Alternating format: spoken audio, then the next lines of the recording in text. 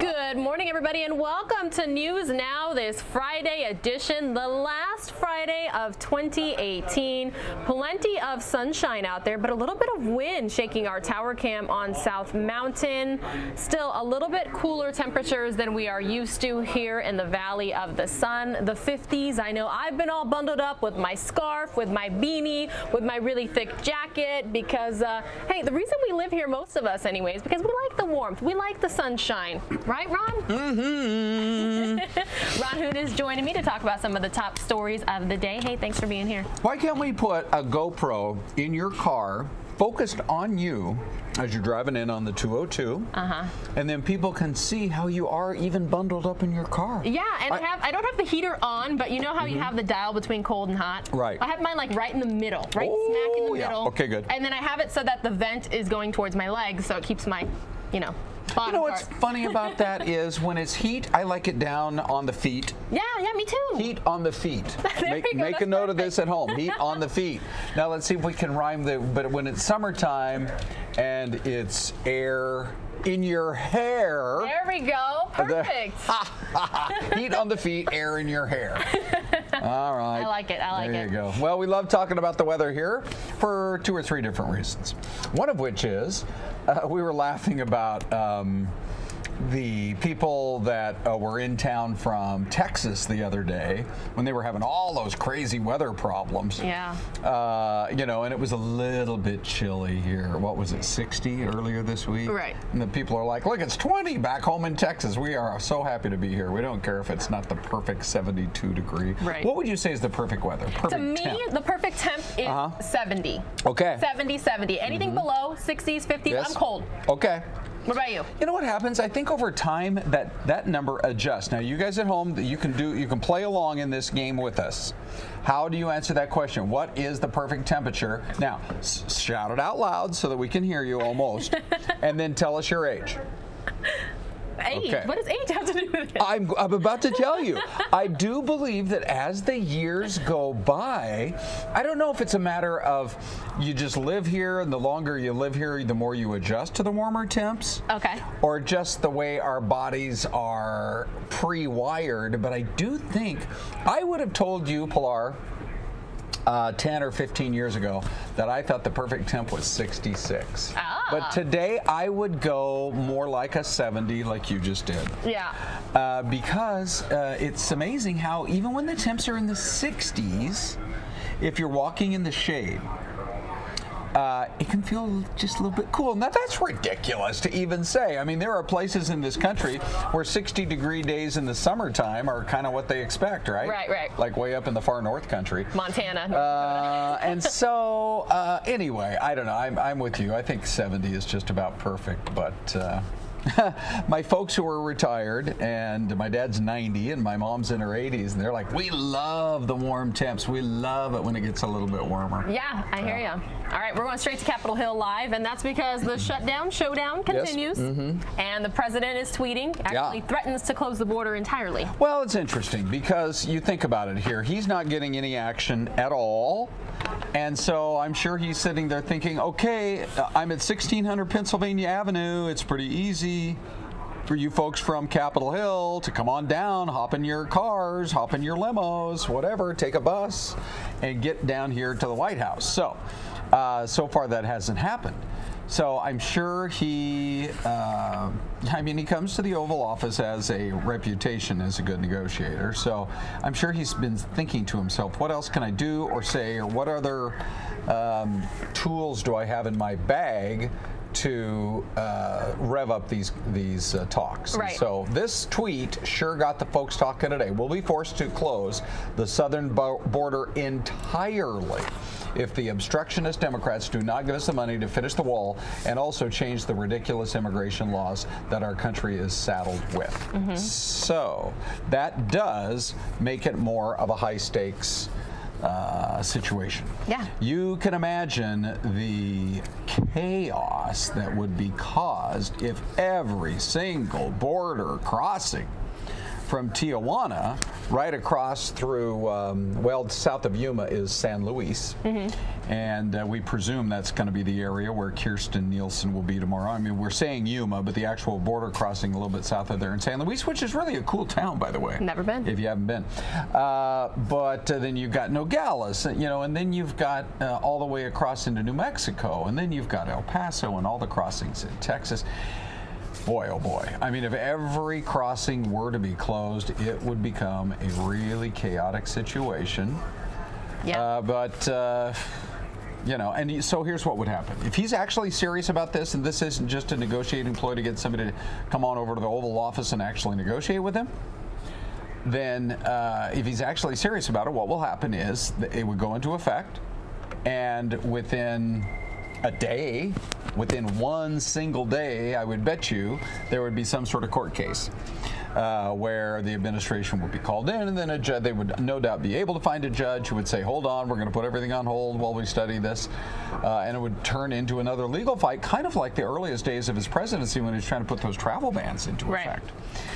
So I don't know. Who knows if we're headed that way. I did see a report earlier today, and I don't know exactly where this number came from, if it's just a sort of meet in the middle kind of number, because it's not quite in the middle, but if the president could even get $2 billion for wall funding, he's asking for $5 billion. Right. That might be sufficient to break the logjam and we move on. And if he's willing to not call it a wall anymore, because I do believe that is a major sticking point for almost every Democrat in Congress. But if he's willing to say, well, we just want to extend the existing fencing that is already out there, I think that, I don't know, it doesn't seem as extreme. Right? So you might be able to get a few more blue dog type Democrats or right-leaning or center-leaning Democrats to potentially come on board and get it through. Yeah, the president this morning not only renewing his demands for the wall, but threatened numerous consequences in the absence of that money. He even suggested pulling back on the recently renegotiated version of NAFTA, the North American Free Trade Agreement, which now goes by the name United States-Mexico-Canada Agreement, or USMCA. Yes. So you never know. So what's he saying about that now? He's saying the United States loses so much money on trade with Mexico under NAFTA, over $75 billion a year, not including drug money, which would be many times that amount, that I would consider closing the southern border a profit-making operation. Oh, okay. So that kind of doubles down on one of his advisors was on the Sunday talk show circuit not that long ago, a guy named Stephen Miller. And his quote was, well, Democrats cannot have it both ways. They can't say that they're for the working man and woman in this country, but at the same time, be for open borders. Right. Democrats would respond, we're not for open borders, we just don't like the president's wall. So, you know, but that argument is that the number of people that come into the country that potentially are going to be looking for work might be in a competitive situation with somebody who is already in the country legally, or possibly was even born and raised in the U.S. Right. So, I mean, there's so many aspects to it here. Generally, if you can meet in the middle in Washington, something gets done. But right now, it seems like both sides kind of dug in. Yeah, the shutdown's going into its second week. Yeah. Looks like it's happening. Yeah. All right, Ron, another top story, and actually in relation to illegal immigration. Manhunt is underway for what police are calling a cop killer. Yes, right. Well, they know who he is. They have not released his name yet, but the surveillance pictures anymore in most of these, this is obviously just a convenience store, and the surveillance pictures are so clear. And then we had a report yesterday, Pilar, as you see the memorial that's growing there at the police station, we had a report there was a guy who came forward in a mobile home park and said, I know who it is. He is my neighbor. Wow. And so they had some pretty good leads right out of the chute. And as I say, the pictures, there's the officer whose life was lost in the hours after Christmas, leaving behind a wife and one small child. Yeah. Beautiful little baby there. And so it's just heartbreak in this community. And then when we learned that it was an illegal immigrant who pulled the trigger and purposely shot at and then took the life of this officer, you can understand both the anger and the overwhelming sadness they are dealing with in this police department. Yeah, I actually have a soundbite, a pretty emotional one that I'd like to play right now really quickly. From a fellow officer. Yeah, let's listen. You have to understand this was not supposed to happen here. Deep breath. You're doing okay. I've been to too many of these funerals, and I never thought ever that I would have to be doing this. I do not want to be here today. I would give anything not to. I did not know Christmas morning at 4 o'clock in the morning when I said goodbye to him and sent him off to his family that it would be the last time that I saw him. My department is hurting. We're struggling through this. So please be in mind when you see them that it's hard for them. We're a family. We're not an agency. We're a family. The overwhelming... Absolutely this was emotional there. wrong. And then holding up that picture of the officer with the Christmas tree. They were saying that he was in charge of moving it. So again, here's the pictures of the suspect manhunt underway. And it's so heartbreaking any time of year, but in particular around the holidays. Yeah, it is, because a holiday, I mean, life is never the same. Yeah. For his wife, for other family members.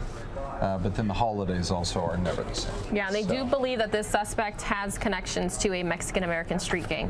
What was that? Right. Yeah. Well, I just don't understand, Pilar. I mean, where do we sit as a country in 2018 when we just had the report this morning that more members of law enforcement died this year at the hands of others opening fire on them than in car accidents, which had been the leading cause of death for officers for so many years.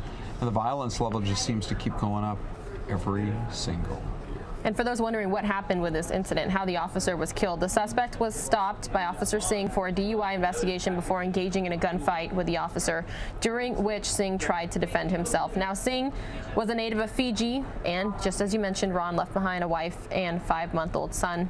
The officer joined the force in the summer of 2011 and was remembered fondly by the Newman police chief, who said that Singh, quote, truly loved what he did. So hopefully they can find that suspect. Well, right now, the reports we have is he's still considered to be somewhere in that Central California area, and it should be considered armed and extremely dangerous. Whether he is trying to, escape out of that area and get to somewhere else is just not known at this point. But as you can imagine, it's an intense manhunt. Not just in this little town of Newman. I mean, it's such a small town, I can't imagine he's still there. But he's hiding out somewhere, and he just needs to do the right thing and turn himself in. All right, Ron, I was hoping to get some video for this next top story that we have to talk about this morning, but unfortunately none yet. Okay. A Los Angeles anchor. Oh, yes. Passed away. Yeah, Chris Burrows. Yeah. I think the only video I've seen out there so far is actually from the hotel where his body was found, but it was in the middle of the afternoon. And they are investigating it as a possible overdose.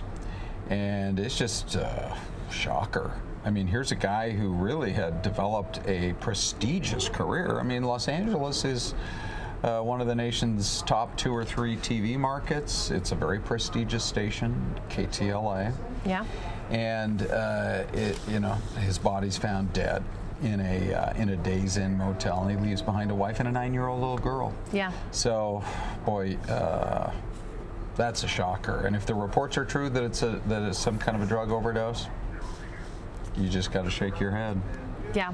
What they're saying is they know at this point that a call came in as a medical emergency, and that's how it was handled. Glendale detectives are currently investigating the case and are thoroughly examining the unfortunate circumstances surrounding his death. So Burrows joined the news station as an anchor and reporter in 2011. Yes. So had been in the business for quite some time, and he helped expand the morning news program to 7 days a week. And before that, he was working in New York City. So. Oh, is that right? Yeah, very seasoned journalist, but a lot of people responding to that news today, so I just wanted to mention it. Sure. And while I have you here really quick as well, let's take a look at the stock market. You want to? Sure. I mean, some days you have to kind of close your eyes like you're going into a scary movie.